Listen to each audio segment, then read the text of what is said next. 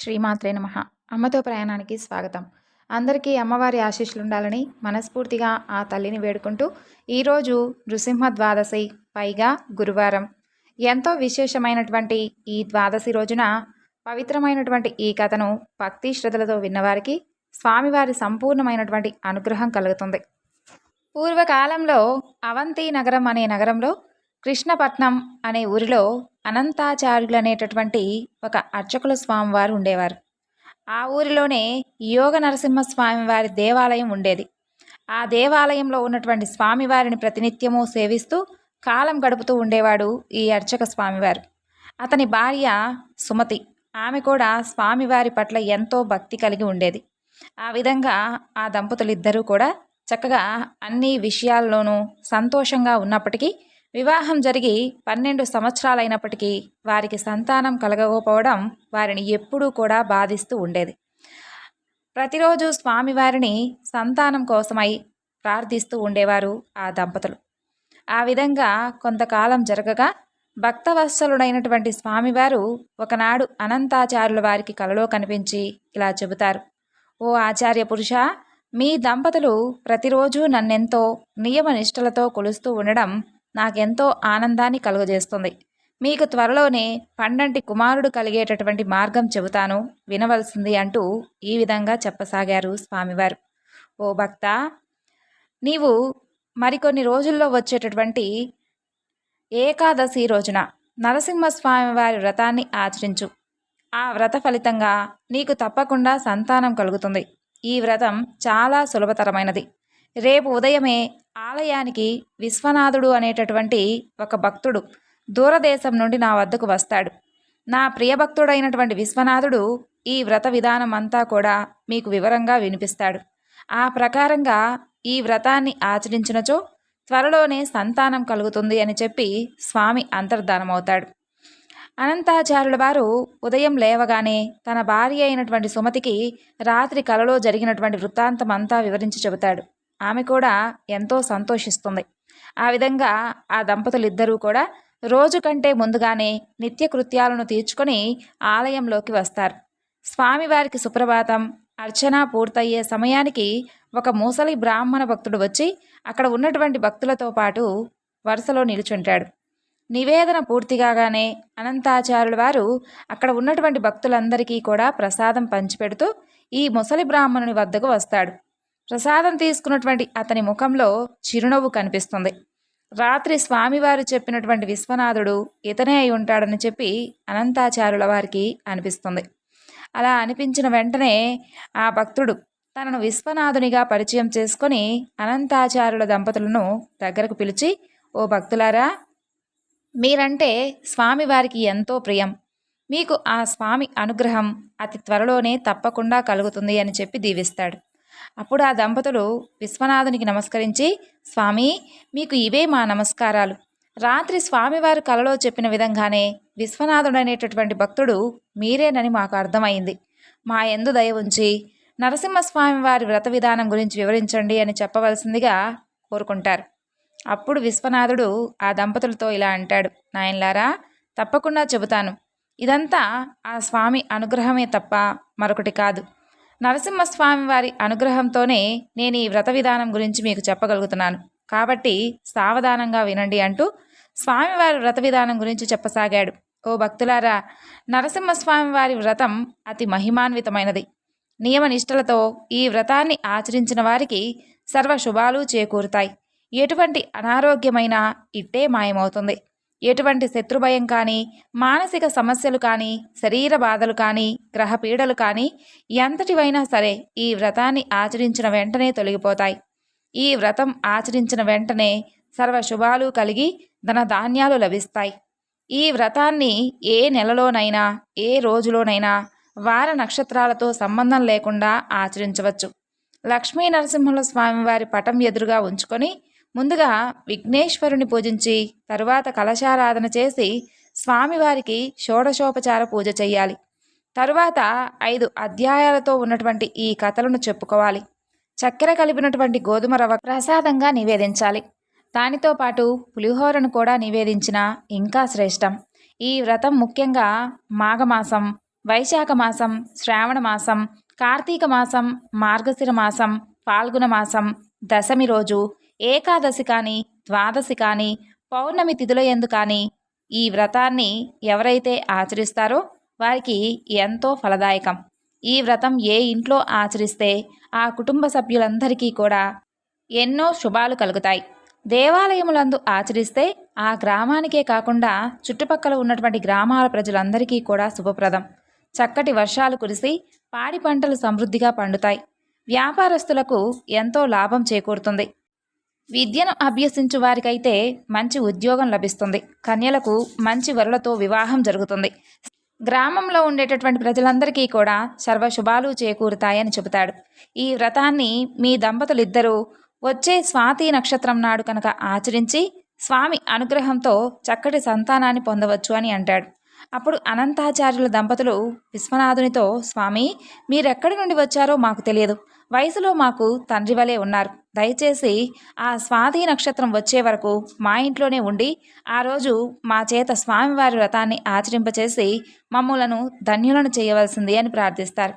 అప్పుడు ఆ ముసలి బ్రాహ్మణుడు అలాగేనని చెప్పి అంగీకరిస్తాడు. ఆ విధంగా అనంతాచార్యుల దంపతులిద్దరూ ఎంతో భక్తి శ్రద్ధలతో స్వామివారి వ్రతాన్ని ఆచరించి స్వామి అనుగ్రహంతో చక్కటి కుమారుని పొందుతారు. ఆ దంపతులిద్దరూ కలకాలం స్వామివారిని సేవించి సుఖ సంతోషాలతో జీవించి చివరికి ముక్తిని పొందారు. ఇప్పుడు స్వామి అనుగ్రహాన్ని పొందినటువంటి మరొక భక్తుని కథ గురించి తెలుసుకుందాం. పూర్వకాలంలో కళింగ దేశాన్ని విక్రమసింహుడు అనేటటువంటి రాజు పరిపాలిస్తూ ఉండేవాడు. విక్రమసింహుడు ఎంతో తెలివి కలిగినటువంటి మంత్రుల సహాయ సహకారాలతో రాజ్యాన్ని జనరంజకంగా పాలిస్తూ ఉండేవాడు. అందువలన చుట్టుపక్కల ఉండేటటువంటి రాజులందరికీ విక్రమసింహునిపై ఈర్ష్యగా ఉండేది. వీలున్నప్పుడల్లా దండయాత్రలు చేస్తూ ఉండేవారు. అయితే విక్రమసింహుని యొక్క అపార పరాక్రమానికి తట్టుకోలేక వారెప్పుడూ ఓడిపోతూ ఉండేవారు. వీరిలో ముఖ్యంగా పక్కనే ఉన్నటువంటి కోసల దేశపు రాజు ఎన్నిసార్లు ఓడినప్పటికీ తిరిగి మరలా దండయాత్ర చేస్తూ ఉండేవాడు. అలా రోజులు గడుస్తూ ఉండగా విక్రమసింహునికి చివరికి విసుగు వస్తుంది. కోసల రాజును పూర్తిగా అణిచివేయాలి అనేటటువంటి ఉద్దేశంతో పెద్ద ఎత్తున సైన్యాన్ని సమాయత్తం చేసి మంత్రులు నిశ్చయించినటువంటి శుభముహూర్తానికి యుద్ధానికి బయలుదేరుతాడు. కోసల దేశం చేరడానికి దాదాపు వారం రోజులు పడుతుంది. సైన్యంతో సహా విక్రమసింహుడు రాత్రిపూట విశ్రమిస్తూ పగలు ప్రయాణం సాగిస్తూ ఉండేవాడు. అలా రెండు రోజులు గడిచి మూడవ రోజు రాత్రి చీకటి పడగానే ఒక గ్రామం వెలుపల సైన్యంతో సహా విక్రమసింహుడు విశ్రమిస్తాడు. మంత్రులతో యుద్ధ సన్నాహాల గురించి మాట్లాడుతూ ఉండగా ఒక భటుడు వచ్చి, మహారాజా, నాది ఒక చిన్న విన్నపం. ఇక్కడ సమీపంలో సింగమపల్లె అనే గ్రామం ఉంది. ఆ గ్రామంలో పురాతన కాలం నాటి నరసింహస్వామి వారి ఆలయం ఉంది. అందులో స్వామివారు యోగ, అభయ, జ్వాల, ధ్యాన, లక్ష్మీ నరసింహుడు అనేటటువంటి 5 రూపాలలో వెలసి తరతరాలుగా భక్తుల యొక్క పూజలను అందుకుంటున్నాడు. ఆ స్వామిని తమరు దర్శించవలసింది అంటూ ఆయన చెబుతాడు. అందుకు రాజు ఒప్పుకొని మంత్రులతో కలిసి ఆలయానికి వెళ్ళి స్వామివారిని దర్శించుకొని మనసులో ఇలా ప్రార్థిస్తాడు. ఓ స్వామి నరసింహ, నేను ఈ యుద్ధంలో జయప్రదంగా గెలిచి వచ్చి నా దేశానికి వెళ్ళేటప్పుడు తిరుగుదారిలో నేను దర్శించుకుంటాను. అంతేకాకుండా రాజ్యం చేరగానే నీ వ్రతాన్ని ఆచరిస్తాను. ఈ యుద్ధంలో నాకు అఖండ విజయాన్ని అనుగ్రహించవలసింది అంటూ ప్రార్థిస్తాడు. ఆ విషయం గురించి తన ప్రధానమంత్రి అయినటువంటి ధర్మబుద్ధికి కూడా వివరించి చెబుతాడు. తిరిగి తెల్లవారగానే విక్రమసింహుడు సైన్యంతో సహా బయలుదేరి ఆ వారం చివరికల్లా కోసల రాజ్యాన్ని చేరుకొని స్వామివారి అనుగ్రహంతో భీకరమైనటువంటి యుద్ధంలో కోసల రాజును ఓడిస్తాడు. కోసలరాజు విక్రమసింహునికి బందీగా చిక్కి ఇక ఎప్పటికీ కళింగపై దండయాత్ర చేయనని చెప్పి అర్థించగా అతనిని విడిచిపెడతాడు. అలా విక్రమసింహుని సైన్యమంతా కూడా ఆనందోత్సవాలతో తిరుగుముఖం పడుతుంది. ఆ ఆనందంలో విక్రమసింహుడు నరసింహస్వామి వారికి ఇచ్చినటువంటి మాట గురించి మరిచిపోతాడు. కళింగ రాజ్యం చేరి పట్టపురాణితో ఆనందిస్తూ ఉంటాడు. అలా నెలలు గడిచిపోతాయి. కానీ నరసింహస్వామి వారి గురించి ఆ రాజుకు ఆలోచనే లేదు. స్వామివారికి ఆగ్రహం వస్తుంది. ఇక అంతే. ఆ రోజు రాత్రి విక్రమసింహునికి ఏదో కానీ తెలియనటువంటి ఒక వింత వ్యాధి సోకి కాళ్ళు చేతులు పడిపోతాయి. నోటి మాట కూడా సరిగ్గా రాదు. రాజవైద్యులు ఎన్ని విధాలుగా ప్రయత్నించినప్పటికీ ఏమాత్రం మార్పు కనిపించదు. అలా ప్రతిరోజు రాత్రి వేళ భయంగా గట్టిగా అరుస్తూ ఉండేవాడు. మంత్రులెవ్వరికీ కూడా అసలు ఇలా ఎందుకు జరుగుతుందనేది వారికి అర్థం కావడం లేదు. ఒకనాటి రాత్రి ప్రధానమంత్రి అయినటువంటి ధర్మబుద్ధికి కలలో 5 సింహాలు భయంకరంగా అరుస్తూ కనిపిస్తాయి. ఆ కల యొక్క ఆంతర్యం ఏమై ఉంటుందా అని ఆలోచిస్తూ ఉండగా మంత్రికి రాజుగారు కోసల దేశంపై యుద్ధానికి వెళ్ళేటప్పుడు దారిలో నరసింహస్వామి వారి దర్శనం చేసుకోవడం, స్వామివారి వ్రతాన్ని ఆచరిస్తానని చెప్పి స్వామివారికి మాట ఇవ్వడం గుర్తొస్తుంది. అందువల్లనే ఇంతటి అనర్థం జరిగినట్లు ధర్మబుద్ధి గ్రహిస్తాడు. వెంటనే అంతఃపురానికి వెళ్ళి రాణిగారికి ఈ విషయం గురించి తెలియజేస్తాడు. ఆనాడు స్వాతి నక్షత్రం కావడం చేత ఆ రోజు సాయంత్రమే స్వామివారి వ్రతాన్ని ఆచరించేందుకు నిశ్చయించుకొని రోజంతా పూర్తిగా ఉపవాసం ఉండి రాణి సాయంత్రం కాగానే భక్తి శ్రద్ధలతో స్వామివారి వ్రతాన్ని ఆచరించి చక్కగా స్వామి అనుగ్రహంతో విక్రమసింహునికి కేవలం కొన్ని రోజుల్లోనే అనారోగ్యం తొలగిపోయేలా చేస్తుంది. ఆ విధంగా ఒక శుభముహూర్తాన రాజుగారు రాణి సమేతుడై సకల పరివారంతోనూ సింహం వల్ల చేరుకొని అక్కడ ఉన్నటువంటి పంచనారసింహులను సేవించి తనను క్షమించవలసిందిగా స్వామిని ప్రార్థిస్తాడు. ఆ రాత్రికి ఆ క్షేత్రంలోనే నిద్ర చేస్తాడు. మరునాడు అక్కడే స్వామివారి వ్రతాన్ని ఆచరించి తీర్థ ప్రసాదాలను తీసుకొని తిరిగి రాజ్యానికి వెళ్ళి సుఖ సంతోషాలతో జీవిస్తూ కలకాలం చక్కగా ప్రజారంజకంగా పాలించాడు. ఇప్పుడు మరొక భక్తుని గురించి తెలుసుకుందాం. పూర్వకాలంలో గోదావరి నదీ తీరంలో కృష్ణగిరి అనే ఊరు ఉండేది. ఆ ఊరికి ఒక పక్కన దట్టమైనటువంటి అడవి ఉండేది. ఆ ఊరి జనాభా అంతా కలిసి 500-600 లోపే ఉండేవారు. కృష్ణగిరి చుట్టూ నల్లని రాతి గుట్టలు ఉండడం చేత ఆ ఊరికి ఆ పేరొచ్చింది. ఆ గుట్టలలో ఒక ఎత్తైనటువంటి గుట్టపై లక్ష్మీ నరసింహస్వామి వారి దేవాలయం ఉండేది. ఆ దేవాలయం ఎంతో పురాతనమైనదిగా ప్రసిద్ధిగాంచింది. అక్కడ నరసింహస్వామి వారిని సాక్షాత్తు పరమేశ్వరుడే సేవించి ఉన్నాడని భక్తులు చెప్పుకుంటూ ఉండేవారు.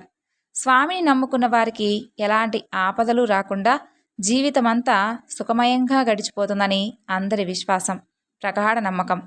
ఆ నమ్మకానికి తగిన విధంగానే స్వామిని కొలిచిన వారికి ఎటువంటి అనారోగ్యాలు దరిచేరకుండా జీవితాంతం ఎంతో శుభప్రదంగా గడిచిపోతూ ఉండేది. స్వామివారి ఆలయంలో శ్రీనివాసాచార్యులు అనే అర్చకుడు ఉండేవాడు. తన తాతల నాటి వారు ఆ ఊరికి వలస వచ్చి స్వామిని సేవిస్తూ ఉండడంతో తాను కూడా అక్కడే ఉండి స్వామివారి కైంకర్యానికే తన జీవితాన్ని అంకితం చేసుకున్నాడు. రోజు ఆలయానికి వచ్చేటటువంటి భక్తులచే అర్చనాది పూజలను నిర్వహిస్తూ స్వామివారికి నిత్యధూప దీప నైవేద్యాలను అత్యంత నియమనిష్టలతో జరుపుతూ ఉండేవాడు. శ్రీనివాసాచార్యుల వారి భార్య సుగుణవతి కూడా ఉదయాన్నే లేచి పువ్వులు కోసి స్వామివారి సేవలో తను కూడా పాల్గొంటూ ఉండేది. ఆ విధంగా ఆ దంపతులకు 2 కుమార్తెలు ఉండేవారు. ఆ కుమార్తెల పేరు శ్రీలక్ష్మి, జయలక్ష్మి. ఇద్దరూ ఎంతో బుద్ధిమంతులు. కొంతకాలానికి శ్రీలక్ష్మికి యుక్త వయసు వచ్చి తండ్రి వివాహ ప్రయత్నం ప్రారంభిస్తాడు. తనకు తెలిసిన వారికి తన కుమార్తె వివాహానికి ఉన్నదని, యోగ్యులైనటువంటి వరుడు ఎవరైనా ఉంటే చెప్పవలసిందని చెప్పి విన్నవించుకుంటూ ఉండేవాడు. అలా రోజు ఉదయం సుప్రభాత సమయంలో లక్ష్మీనరసింహ స్వామి వారిని కుమార్తెలకు మంచి వరుడితో వివాహం నిశ్చయం అవ్వాలని చెప్పి ప్రతిరోజు ప్రార్థిస్తూ ఉండేవాడు. తనను నమ్మిన వారికి సమస్త భాగ్యాలను ప్రసాదించేటటువంటి నరసింహస్వామి వారికి ఆచార్యుల వారిపై కరుణ కలుగుతుంది. అంతలో ఆ ఊరికి 15 మైళ్ళ దూరంలో ఉన్నటువంటి రామగిరి శ్రీరామాలయంలో స్వామివారి కళ్యాణ మహోత్సవానికి శ్రీనివాసాచార్యులకు ఆహ్వానం వస్తుంది. శ్రీనివాసాచార్యుడు సతీ సమేతంగా బయలుదేరి కుమార్తెలను కూడా తన వెంట తీసుకుని వెళ్ళి 4 రోజులు అక్కడే ఉండి స్వామివారి కళ్యాణ ఉత్సవాలలో పాల్గొని సీతారామచంద్రులను సేవించుకుంటాడు. అక్కడకు వచ్చినటువంటి బ్రాహ్మణులలో ఒకరి వెంకటనాథుడు అనేటటువంటి కుమారుడు వివాహానికి ఉన్నాడని చెప్పి తెలుస్తుంది. స్వామివారి అనుగ్రహంతో లక్ష్మీ వెంకటనాథుల జాతకాలు అద్భుతంగా కలవడం జరుగుతుంది. ఇద్దరి కుటుంబాలకు ఎంతో సంతోషం కలిగి వివాహం నిశ్చయం చేస్తారు.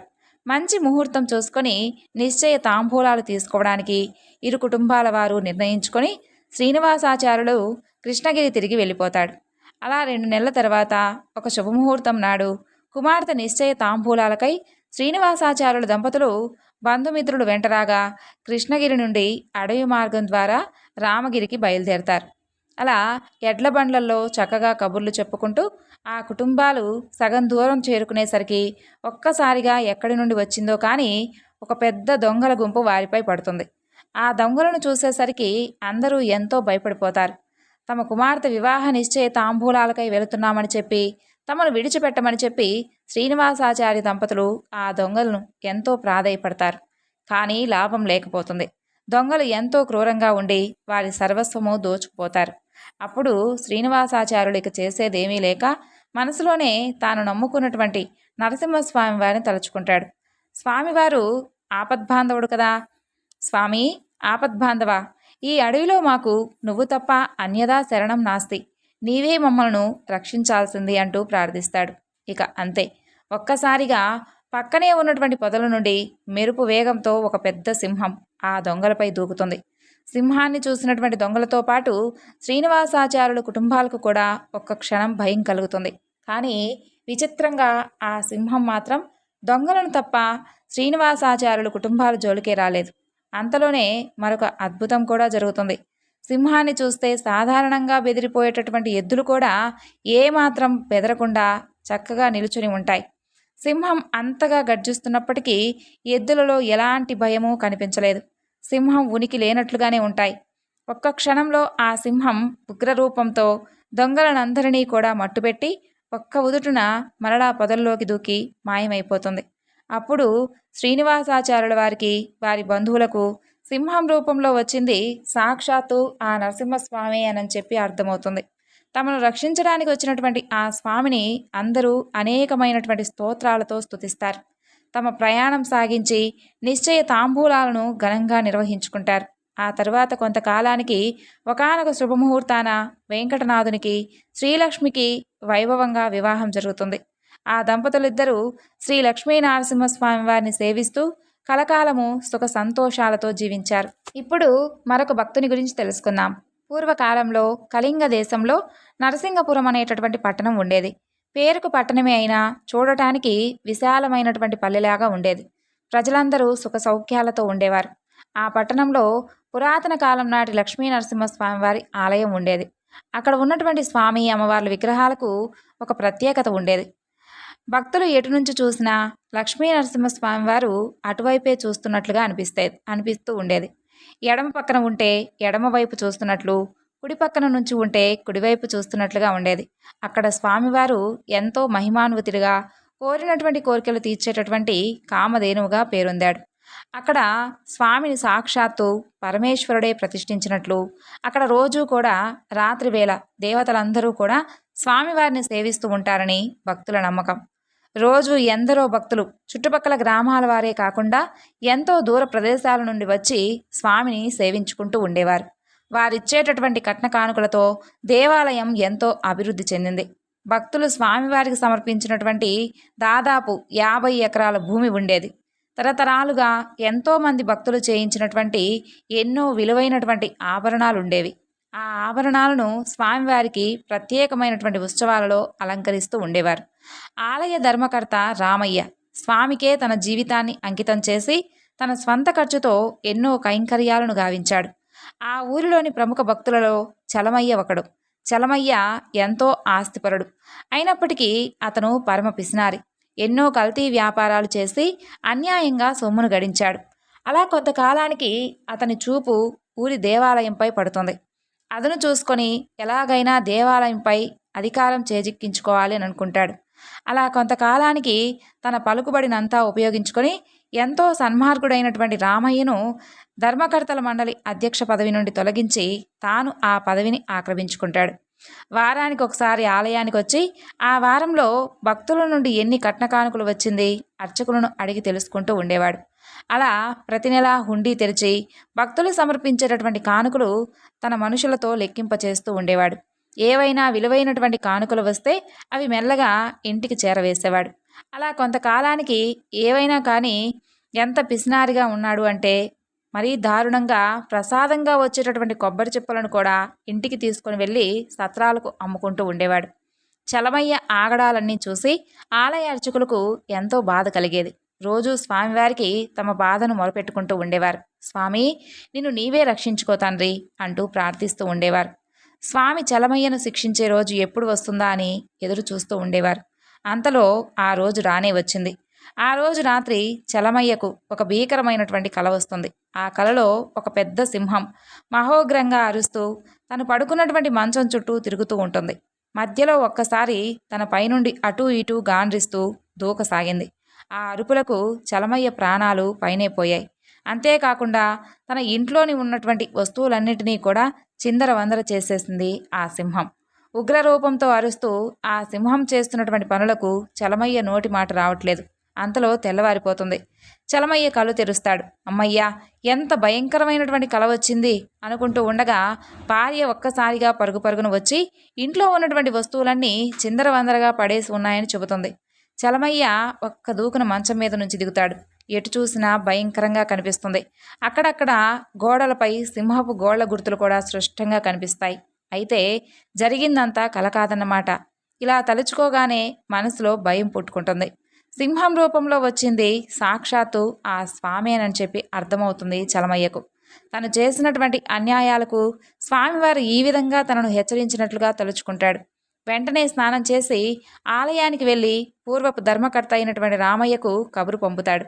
రామయ్య రాగానే ధర్మకర్తల అందరి సమక్షంలోనూ అధ్యక్ష పదవికి తాను రాజీనామా చేస్తున్నట్లుగా చెప్పి ఇకపైన రామయ్యనే ఆ పదవిలో కొనసాగించాలని చెప్పి అంటాడు. రాత్రికి రాత్రి చలమయ్యలో ఇంతటి మార్పు ఎలా వచ్చిందో ఎవ్వరికీ అర్థం కాలేదు. ఆలయ అర్చకులందరూ తిరిగి రామయ్యను ఆలయ ధర్మకర్తను చేసినందుకు ఎంతో సంతోషిస్తారు. ఇక చలమయ్య తన దుర్మార్గాలన్నిటినీ కూడా కట్టపెట్టి స్వామివారికి కలకాలం సేవ చేసుకొని బ్రతికినంతకాలం ఆ పట్టణంలోనే ఉండి మంచి మనిషిగా పేరు తెచ్చుకుంటాడు. చివరికి స్వామివారి అనుగ్రహాన్ని పొంది ముక్తిని పొందాడు. మనందరిపై కూడా ఆ స్వామి అనుగ్రహం ఎప్పుడు ఉండాలని మరొక్కసారి ఆ నరసింహస్వామి వారిని వేడుకుంటూ ఈ వివరణను ఇంతటితో ముగిస్తున్నాను. సర్వం శ్రీ లలితార్పణమస్తు. స్వస్తి.